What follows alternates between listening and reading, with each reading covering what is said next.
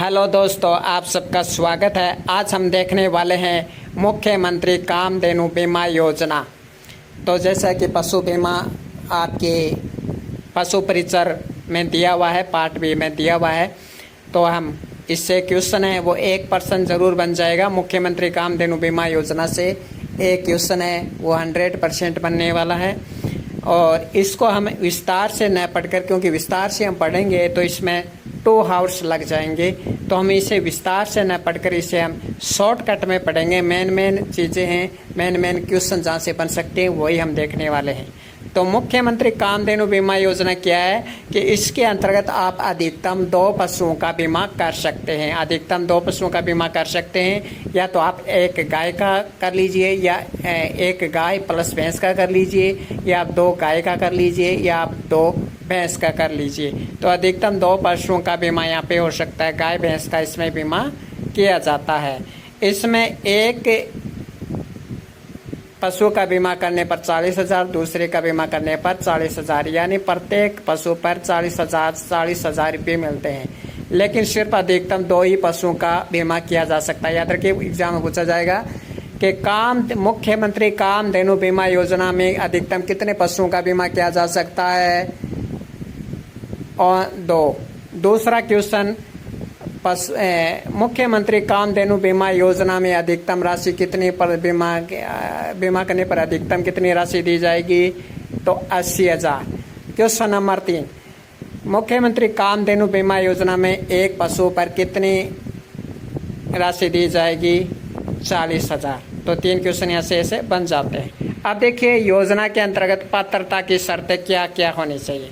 देखिए, योजना के अंतर्गत पात्रता की शर्त ये है कि जो बीमा करवा रहा है उस बीमा धारक के पास क्या होना चाहिए, एक तो जन आधार कार्ड होना चाहिए, और साथ में मुख्यमंत्री गारंटी कार्ड होना चाहिए। एक तो जन आधार होना चाहिए, साथ में मुख्यमंत्री गारंटी कार्ड भी होना चाहिए, तभी वो निःशुल्क बीमा योजना की जा सकती है। ये दोनों होना चाहिए, सिर्फ जन आधार से काम नहीं चलेगा। जन आधार कार्ड भी होना चाहिए, साथ में मुख्यमंत्री गारंटी कार्ड पे होना चाहिए, तभी बस ये 2 है ना, तो काम चल जाएगा। बाद में इसके साथ में 3 फोटो भी चाहिए, वो हम आगे देखेंगे।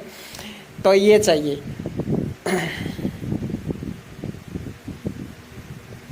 आगे देखिए, पशु बीमा करने की प्रक्रिया। तो पशु बीमा करेंगे, तो जैसे पशु बीमा करेंगे तो पशु बीमा आप ग्राम पंचायत स्तर पर करवा सकते हैं। और ग्राम पंचायत स्तर मतलब ये आपसे दूर है, तो फिर आप राजस्व ग्राम स्तर पर भी आप ये पशु बीमा आप करवा सकते हैं। और ये SMS के द्वारा आपके संदेश भेज दिया जाएगा कि पशु बीमा हो गई है।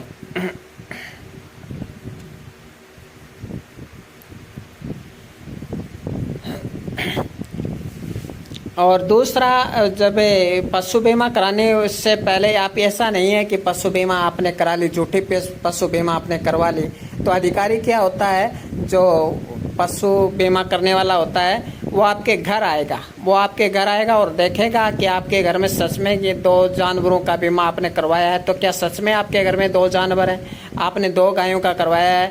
आप मान लीजिए आपके घर में 1 गाय थी, 1 भैंस थी, और आपने झूठ मूठ का आपने 2 भैंस का करवा लिया, तो वैसे भी 40,000 ही मिल रहे हैं। लेकिन मान लीजिए आपने ऐसे गलत तरीके से भी करा लिया ना, तो वो आपकी बीमा जो शर्तें हैं, बीमा रद्द हो जाएगा आपका।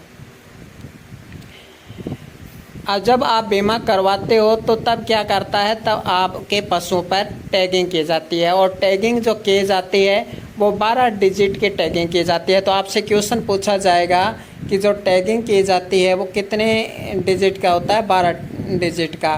तो चौथा क्वेश्चन ये बनता है कि जो टैगिंग की जाती है वो 12 डिजिट का टैगिंग की जाती है। 5वां क्वेश्चन ये बनता है कि 12 डिजिट का टैगिंग किया जाएगा। तो पशु के टैगिंग की जाती है। छठा क्वेश्चन ये बनता है कि पशु के टैगिंग की कहाँ जाती है। तो याद रखिए, जो मुख्यमंत्री पशु बीमा योजना के अंतर्गत जो टैगिंग की जाती है पशु के, वो कान पर की जाती है। याद रखिए, टैगिंग कहाँ की जाती है, टैगिंग कहाँ पर, कान पर की जाती है। पूछा जाएगा टैगिंग कहाँ की जाती है, पिछली टांग पर, या पट्ठे पर, या कान पर, या सिर पर। तो कान पर की जाती है टैगिंग। ये भी क्वेश्चन आपके यहाँ से बन जाता है। जब आप बीमा करवाना होता हो तब आपको 3 फ़ोटो की ज़रूरत होती है। 2 फ़ोटो कौन सी? 2 फ़ोटो बीमा वाले पशु के होंगे। 2 फ़ोटो तो बीमा वाले पशु के होंगे जिनमें UID टैग एंड नंबर स्पष्ट दिखाई दे रहा हो। तो 2 फ़ोटो तो पशु की होंगे, यानी भैंस का आपने मान लीजिए 2 फ़ोटो पशु की। कैसे? मान लीजिए आपने 2 भैंस का करवाया है, तो दोनों भैंस की फ़ोटो आपसे एक भैंस की फिर दूसरी भैंस की, या मान लीजिए कि आपने एक भी भैंस का करवाया तो भी उसकी 2 फ़ोटो ले जाएंगे, और 2 भैंस का करवाया तो भी 2। कैसे? दोनों भैंस को खड़ा कर देंगे एक साथ, फिर उसकी फ़ोटो ले ली जाएंगी, है ना। तो 2 फ़ोटो लेनी होती है ताकि वो फ़ोटो है नंबर स्पष्ट आ सके। यानी एक फ़ोटो में नंबर स्पष्ट नहीं आता तो दूसरी फ़ोटो में नंबर तो स्पष्ट आ ही जाएगा। और पशुपालक की एक फ़ोटो ली जाएगी, यानी वो भी कैसे? वो भी पशु के साथ खड़ा होकर, पशु के साथ खड़ा करके, है ना। अकेले फ़ोटो नहीं ली जाएगी, पशु के साथ खड़ा करके। पशु की अलग से 2 फ़ोटो और पशु धारक की पशु के साथ खड़ा करके एक फ़ोटो ली जाएगी। कुल 3 फ़ोटो ली जाएंगे। तो आपसे पूछा जाएगा कितने? तो पशुपालक के कुल 3 फोटोग्राफ लिए जाएंगे। तो अभी ये भी एक क्वेश्चन बन जाता है, कितनी फ़ोटो? 3 फ़ोटो। बीमा कंपनी के प्रतिनिधि द्वारा बीमा के समय फ़ोटो लेने की उपयुक्त समस्त कार्रवाई होगी। देखिए, जो प्रक्रिया है वो कार्रवाई की जाएगी। उस कार्रवाई की जो प्रक्रिया होगी उस प्रक्रिया का नाम है जियो सिंक्रोनाइजेशन। तो जियो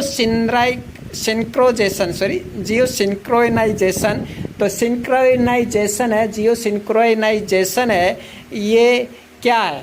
तो ये समस्त प्रक्रिया पशुपालक के घर पर इस प्रक्रिया के माध्यम से की जाएगी। तो आपसे पूछा जा सकता है, क्वेश्चन पूछा जाएगा कि बीमा कंपनी के प्रतिनिधि द्वारा बीमा के समय फ़ोटो लेने की उपरोक्त समस्त प्रक्रिया है वो किस माध्यम से की जाएगी? जियो सिंक्रोनाइजेशन के माध्यम से की जाएगी, जो कि ऐप से माध्यम से की जाती है। ये सब ऑनलाइन होता है। बीमा कंपनी के प्रतिनिधि द्वारा समस्त बीमा प्रक्रिया को निर्धारित सॉफ्टवेयर पर किए जाएंगे। आगे देखिए, रीटैगिंग पशु बीमा पॉलिसी के स्थानांतरण की प्रक्रिया। यदि पशु का टैग किसी कारणवश गुम हो गया है तो तुरंत सूचना देनी होती है। पशु के कान पर जो टैगिंग की गई है वो अगर टैगिंग खराब हो गई है या टैगिंग वो मिट गई है तो तुरंत बीमा प्रतिनिधि को सूचित किया जाएगा। तुरंत किसे सूचित पूछा जाएगा आपसे, तुरंत किसे सूचित किया जाएगा? और अगर ऑप्शन में आपको सरपंच मिल गया तो आप सीधा सरपंच ठोक दोगे। तो आगे देखिए, पशुपालक द्वारा पशु की बिक्री उपहार दिए जाने की स्थिति में बीमा पॉलिसी को, ये कोई खास नहीं है। आगे देखिए, बीमा पॉलिसी जारी करने की प्रक्रिया। तो बीमा पॉलिसी, आप जैसे बीमा पॉलिसी प्रक्रिया जारी करते हैं आपके मोबाइल पर मैसेज भेज दिया जाएगा। पशुपालक को विभाग द्वारा बीमा पॉलिसी की हार्ड कॉपी भी उपलब्ध करवाई जाएगी। देखिए, ये मैं कुछ फैक्ट इसलिए पढ़ रहा हूँ क्योंकि आपसे सत्य असत्य वाला कथन भी आपसे क्वेश्चन है वो बन सकता है। तो पशुपालक को विभाग द्वारा बीमा पॉलिसी की हार्ड कॉपी भी आपको उपलब्ध करवाई जाएगी। हार्ड कॉपी का मतलब होता है कि जो हमें ऑनलाइन जो कंप्यूटर से जो हम कॉपी निकालते हैं उसे हार्ड कॉपी कहते हैं। बीमा क्लेम प्राप्त करने की प्रक्रिया। बीमा क्लेम कैसा करना है?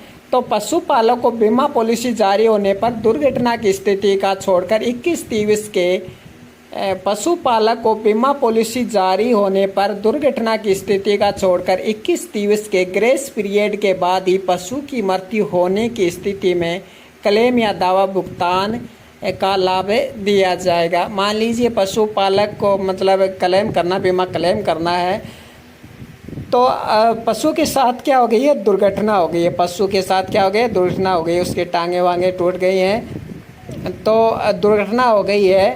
तो आप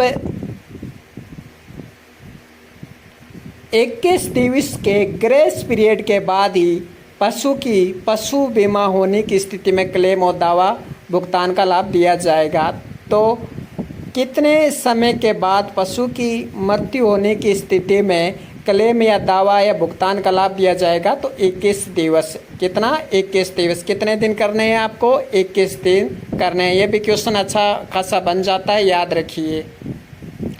पशुपालक के बीमित पशु की मृत्यु होने पर पशुपालक यथाशीघ्र इसकी सूचना 181 अथवा ई मित्र या अन्य किसी माध्यम से विभाग के बीमा सॉफ्टवेयर पर अथवा विभाग द्वारा निर्धारित फ़ोन नंबर पर मैसेज अथवा व्हाट्सएप पर या टोल फ्री नंबर पर या ईमेल के माध्यम से या बीमा कंपनी को या विभाग के निकटतम पशु चिकित्सालय के पशु चिकित्सक को दे सकेगा। कहने का मतलब ये इतना बड़ा कि किसी भी तरह आपको सूचित सूचना देनी है, पशु चिकित्सालय के पशु चिकित्सक को सूचना देनी है। नंबर आप याद रखिए 181। बाकी और भी विभाग का नंबर हो सकता है, लेकिन 181 नंबर है वो ज़रूर याद रखिए, आपसे पूछा जा सकता है। विभाग द्वारा सूचना प्राप्त होने पर बीमा सर्वेयर को क्लेम संबंधित कार्रवाई पूर्ण हेतु पशुपालक के घर जाना होगा। आगे देखिए,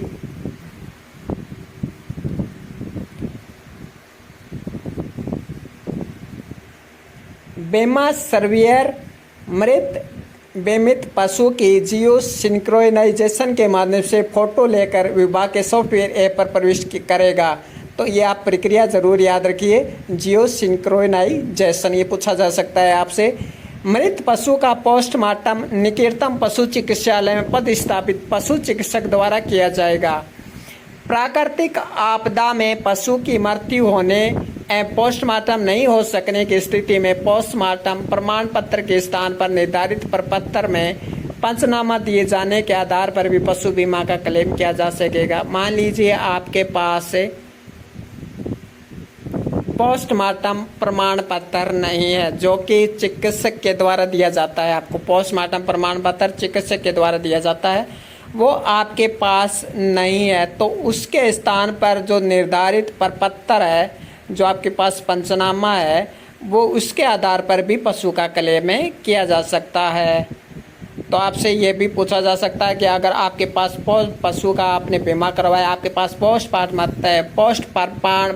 पोस्टमार्टम प्रमाण पत्र नहीं है, तो आप कौन सा डॉक्यूमेंट के द्वारा क्लेम कर सकते हैं, ये आपसे क्वेश्चन पूछा जा सकता है। तो प्रपत्र में पंचनामा। तो आगे देखिए, उक्त समस्त प्रक्रिया निर्धारित सॉफ्टवेयर के माध्यम से ये फिर से आ गया। आगे देखिए, दावा प्रपत्र के साथ समस्त दस्तावेज यथा मूल बीमा पॉलिसी, सूचना का विवरण, पोस्टमार्टम पंचनामा, प्राकृतिक आपदा की स्थिति में बैंक खाते का विवरण, मृत पशु का फोटो आदि संकलन कर पोर्टल पर अपलोड करना होगा। ये सब आपको अपलोड करने होंगे। आपसे पूछा जा सकता है ये सब के सब पशु बीमा में डॉक्यूमेंट आपसे पूछे जा सकते हैं कि निम्न में से कौन से डॉक्यूमेंट पशु बीमा के अंतर्गत ज़रूरी हैं, आवश्यक होते हैं, ये आपसे पूछा जा सकता है। तो याद रखिए, आप पोस्टमार्टम रिपोर्ट, अगर आपके पास पोस्टमार्टम रिपोर्ट नहीं है तो आप पंचनामा भी काम में ले सकते हैं। इसके अलावा नंबर 2 बीमा पॉलिसी, नंबर 3 बैंक खाते का विवरण, नंबर 4 मृत पशु का फोटो, ये चारों आपको पोर्टल पर अपलोड करने होंगे। तो पूछा जा सकता है निम्न में से कौन से डॉक्यूमेंट की आवश्यकता नहीं होती पशु बीमा में, ये इससे पूछा जा सकता है आपसे। तो ये चारों याद रखिए। मृत पशु का टैग बीमा कंपनी को भौतिक रूप से दिया जाना होगा। बीमा कंपनी द्वारा 15 दिवस के भीतर मृत बीमित पशु की संपूर्ण क्लेम राशि पशुपालक द्वारा दिए गए बैंक खाते में सीधे स्थानांतरित कर इसकी सूचना विभागीय पोर्टल पर अपडेट कर दी जाएगी। यानी वो तो पहले तो था 21 दिन वाला, तो सूचना देने, यानी पशु मर गया, पशु के साथ दुर्घटना हो गई है, तो आपको विभाग में तुरंत सूचना देनी होगी 21 दिन में। और ये है 15 दिन के अंदर आपको, अगर पशु मर गया है तो आपको 15 दिन के अंतर्गत है वो बीमा राशि प्रदान कर दी जाएगी। तो कितने दिन के अंदर? 15 दिन के अंदर। ऑप्शन में 15 भी आएगा और 21 में आएगा, और आपको पता ही नहीं चलेगा कि 15 करना है कि 21 करना है। तो यहाँ पर तो 15 करना है। जो बीमा आपको राशि प्रदान की जाएगी वो आपके सीधे बैंक में पहुंचा दी जाएगी, यानी घर पर जाकर नहीं देगा कोई अधिकारी, आपको सीधा बैंक में ट्रांसफ़र कर दी जाएगी। जो कि आपने ऊपर 4 डॉक्यूमेंट दिए थे, उस डॉक्यूमेंट के आधार पर वो आपके बैंक में पहुंचा दी जाए। कितने दिन में? 15 दिन के अंदर। तो 15 दिन याद रखिए, यहाँ से क्वेश्चन बन सकता है। दावा भुगतान की जानकारी एवं पशु शक्ति संवेदना हेतु एक मैसेज पशुपालक के मोबाइल नंबर पर प्रेषित कर दी जाएगा। तो फिर तो मैसेज तो प्रेषित करना है, जब आपका बीमा होगा तभी भी आपके मैसेज मोबाइल पर मैसेज आएगा।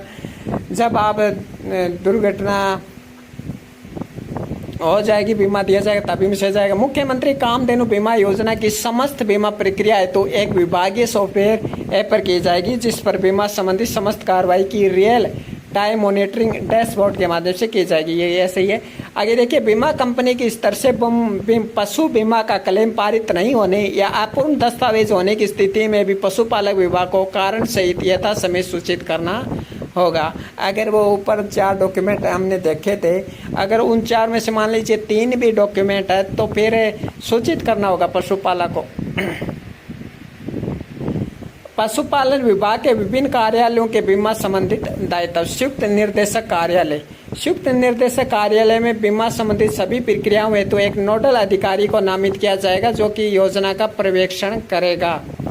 ग्राम पंचायत राजस्व ग्राम में बीमा हेतु दिनांकवार निकटतम पशु चिकित्सालय के पशु चिकित्सक अथवा राजस्थान पशु चिकित्सा परिषद से पंजीकृत पशु चिकित्सक को नामित किया जाएगा तथा इसकी सूचना बीमा कंपनी को दी जाएगी। इससे कोई क्वेश्चन नहीं बनेगा आपके, कोई खास नहीं है, वही रिपीट है। बीमा हेतु संबंधित ग्राम में व्यापक प्रचार प्रसार किया जाएगा तथा बीमा कंपनी के माध्यम से पशुपालक को एसएमएस द्वारा सूचित किया जाएगा। जिला स्तर पर बीमा से संबंधित समस्त शिकायतों का निवारण किया जाएगा, यानी शिकायतों का निवारण है वो जिला स्तर पर किया जाएगा।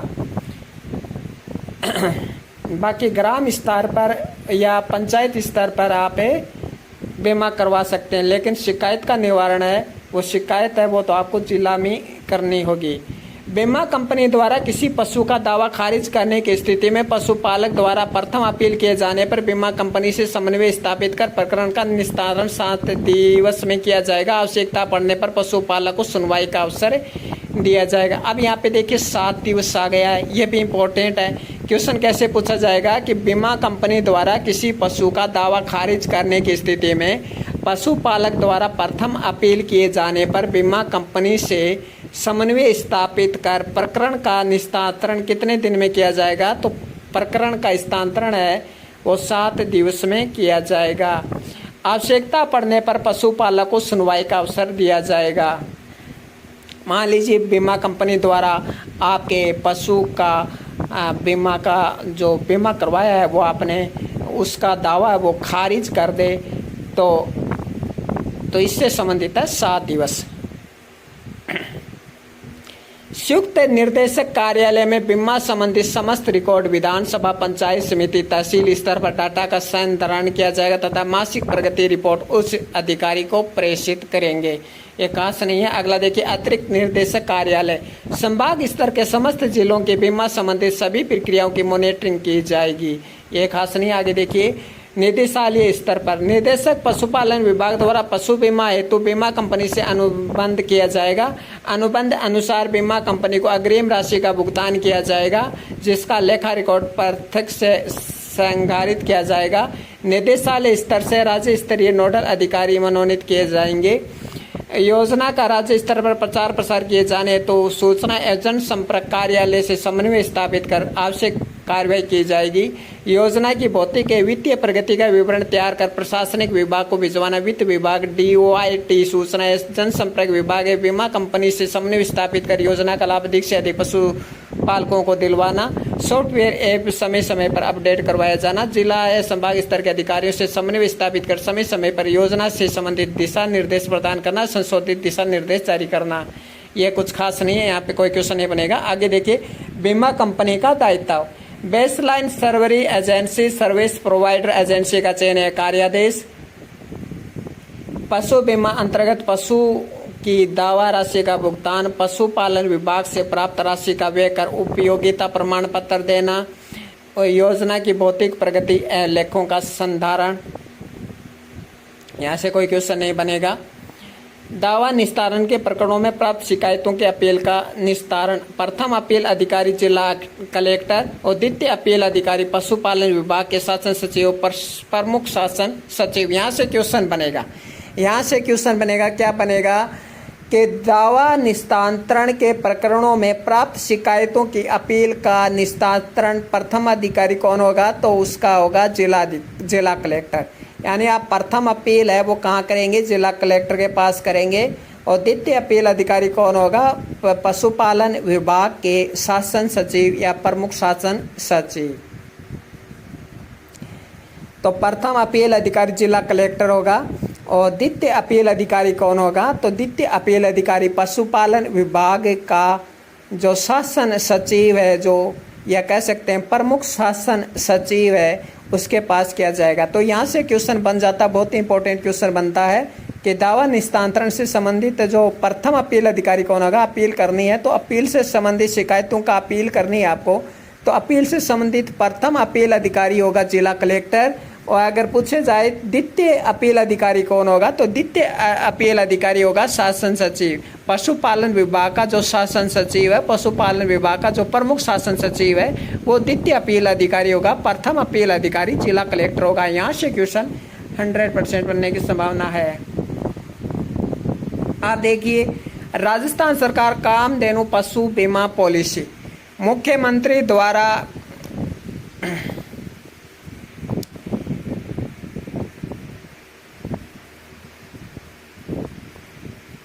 पशुधन है अमोल अनमोल, कराए बीमा बचाए मोल। ये आपसे पूछा जा सकता है कि मुख्यमंत्री कामधेनु बीमा की योजना के अंतर्गत जो थीम है वो थीम क्या है? तो आपसे मुख्यमंत्री कामधेनु बीमा योजना की आपसे थीम पूछी जा सकती है, पशुधन है अनमोल, कराए बीमा बचाए मोल।